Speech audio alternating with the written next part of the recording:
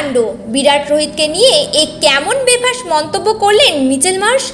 Series শুরুর আগেই ভারতীয় টিমের এই দুই কিংবদন্তিকে প্রকাশ্যে চ্যালেঞ্জ করলেন মিচেল মার্শ। ভারতীয় দল রওনা দেবে অস্ট্রেলিয়া সফরে।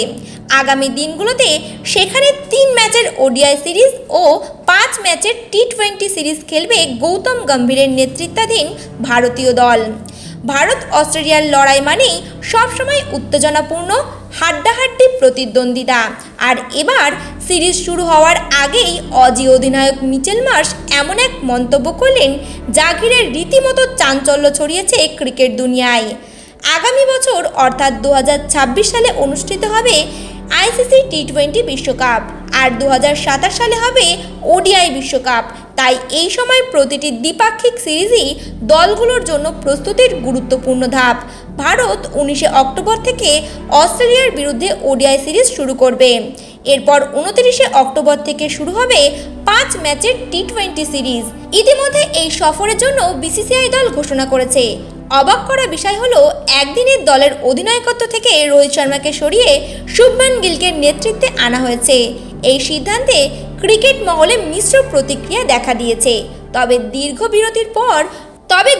বিরতির পর রোহিত শর্মা এবং বিরাট কোহলিকে আবার আন্তর্জাতিক মঞ্চে একসঙ্গে দেখতে মুখিয়ে রয়েছেন সমর্থকরা। এই দুই কিংবদন্তিকে শেষবার একসঙ্গে দেখা গিয়েছিল চ্যাম্পিয়ন্স ট্রফিতে।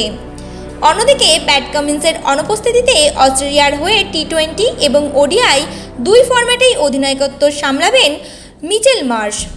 আর সিরিজের আগে ভারতীয় দলকে লক্ষ্য করে তিনি দিলেন স্পষ্ট বার্তা, আমরা রোহিত বিরাটদের উড়িয়ে দেব। একটি সাক্ষাৎকারে মার্শ বলেন, আমাদের পুরো দল এখন অ্যাশেজ সিরিজের প্রস্তুতিতে ব্যস্ত। তবে সত্যি বলতে সবাই ভারতীয় দলের বিরুদ্ধে খেলতে মুখিয়ে আছে।